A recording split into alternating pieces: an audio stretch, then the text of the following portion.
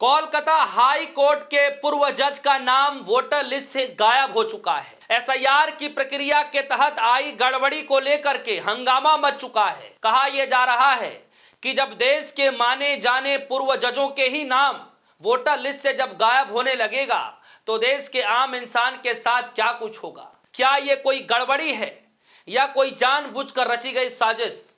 इस पूरे सवालों के साथ एक नया विवाद वेस्ट बंगाल के अंदर खड़ा हो चुका है। जी हां दोस्तों, बड़े बड़े शहरों में छोटी मोटी बातें होती रहती, बिल्कुल होती रहती हैं, लेकिन बड़े बड़े शहरों में हाई कोर्ट के किसी जज का नाम वोटर लिस्ट से गायब हो जाए, कट जाए, इसको तो छोटी बात नहीं कहा जा सकता। लेकिन लोगों ने इसको भी कहना शुरू कर दिया है कि जज साहब, बड़े बड़े शहरों में छोटी मोटी बातें होती रहती हैं, लेकिन जज साहब क्या कह रहे हैं वो मैं आगे आपको बताऊंगा। पूरी खबर क्या है, सबसे पहले आप इस खबर पर चलते हैं, मैं आपको लेकर के चलता हूं। आज एनडीटीवी की खबर है। खबर में लिखा है कोलकाता हाई कोर्ट के पूर्व जज का नाम ही वोटर लिस्ट से गायब।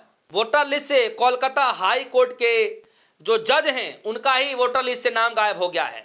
आगे खबर में, पश्चिम बंगाल में वोटर लिस्ट विवाद गहराता जा रहा है।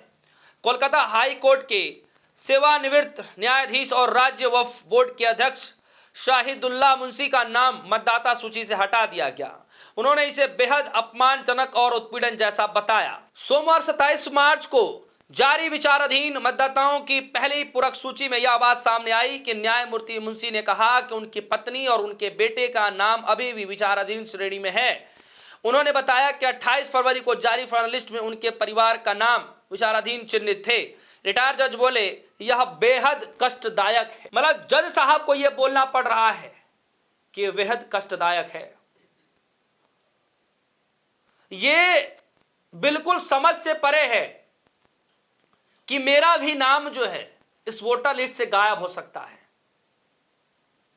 अब इसको त्रुटि माना जाए, क्योंकि आजकल एक नया वर्ड चल रहा है ना कि भाई एरर हो रहा है, ग्लिच आ रही है, ग्लिच, एरर हो जा रहा है, तो इसको ग्लिच माना जाए, एरर माना जाए, क्या माना जाए इसको।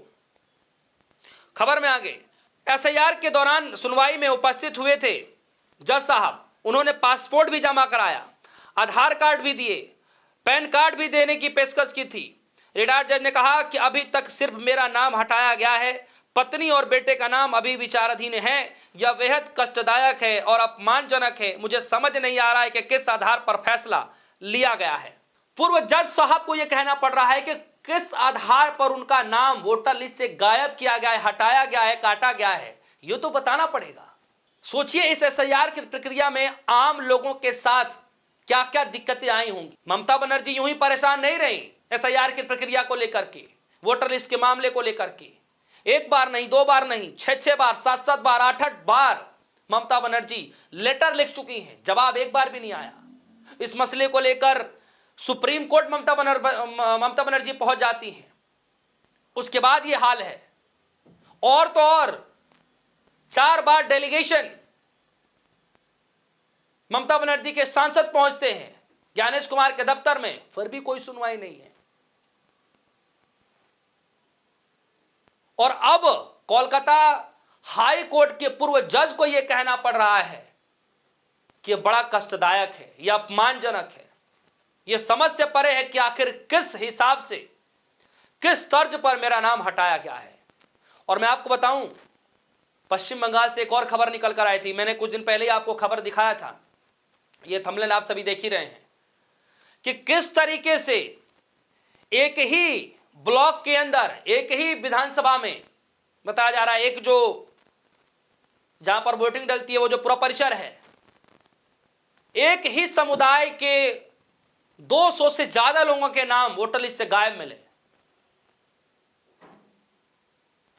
और वहां पर जो बीएलओ थे उनका भी नाम हट गया है। बताइए, ये अपने आप में एक नायाब खबर निकल कर आई थी कि आम लोगों को तो छोड़िए, बीएलओ साहब का भी नाम उसमें कटा हुआ मिला, जिस मामले को लेकर हड़कंप मच गया, विरोध प्रदर्शन हुआ, उस तरह की खबरें निकल कर आई। और यहां तक कि वीडियो लेवल तक उस पूरे मसले को पहुंचाया गया। तो वीडियो साहब ने कहा कि हमारे लेवल तक अब इस मसले पर कुछ नहीं किया जा सकता। सोचिए, और आज कोलकाता के पूर्व जज उनको यह कहना पड़ रहा है कि बड़ा कष्टदायक है। सोचिए, जज साहब के साथ ऐसा काम। बंगाल में अब तक कुल 63.66 लाख नाम हटाए गए हैं, यानी तकरीबन 63.5 लाख से भी ज्यादा नाम हटाए जा चुके हैं। आधिकारिक आंकड़ों के मुताबिक एसआईआर प्रक्रिया शुरू होने के बाद कुल 63.66 लाख नाम मतदाता सूची से हटाए जा चुके हैं। राज्य की मतदाता संख्या 7.66 करोड़ से घटकर करीब 7.04 करोड़ रह गई है। इसके अलावा 60 लाख से ज्यादा मतदाताओं को अभी भी विचाराधीन रखा गया है। मुंशी ने बताया कि वो अपने पत्नी वे और उनकी पत्नी पहले बौबाजार विधानसभा क्षेत्र से मतदाता थे, बाद में एंटाली में स्थानांतरित हुए।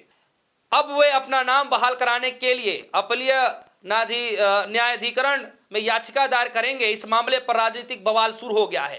तृणमूल कांग्रेस ने चुनाव आयोग की कार्रवाई की आलोचना की। एक टीएमसी नेता ने कहा कि जब हाई कोर्ट के पूर्व जज का नाम कट सकता है तो आम गरीब और हाशिया पर रहने वाले लोगों का क्या हाल होता होगा। चुनाव आयोग ने अभी तक इस मामले पर कोई आधिकारिक बयान भी नहीं दिया है। देख रहे हैं दोस्तों, अभी तक कोई आधिकारिक बयान भी नहीं आया है। और यही नहीं, ऐसे तमाम एग्जाम्पल हमने बिहार के चुनाव में देखा। उसके बाद ही जो है 5 राज्यों में चुनाव आ रहे हैं जिसमें एसआईआर की प्रक्रिया कंप्लीट हुई है, और अभी तक तो विचाराधीन पर रखे गए हैं, अभी तो नाम आने बाकी हैं, कहा यह जा रहा है। और सोचिए कि कोलकाता हाई कोर्ट के पूर्व जज का नाम नहीं है, नाम गायब है।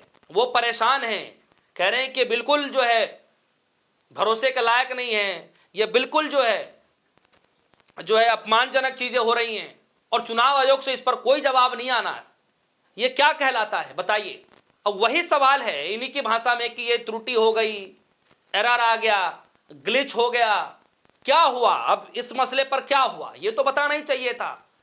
आम नागरिक की बात है तो चलिए उनकी सुनवाई के लिए तो आप किस तरीके से कर रहे हैं वो आप देखिए, लेकिन कम से कम पूर्व जज साहब को लेकर के जो सवाल उठ रहे हैं, जो काफी दिनों से चर्चा का विषय बना हुआ है और लेकिन अभी तक जवाब नहीं दिया जा रहा है, इसके पीछे क्या कारण हो सकता है। दोस्तों आप लोग भी बताइए कि जो ये डायलॉग कहा जा रहा है कि बड़े बड़े शहरों में छोटी मोटी बातें होती रहती हैं, लेकिन बड़े बड़े शहर में किसी हाई कोर्ट के पूर्व जज का नाम वोटर लिस्ट से गायब हो जाएगा तो क्या इसको छोटी बात माना जाएगा? आप बताइए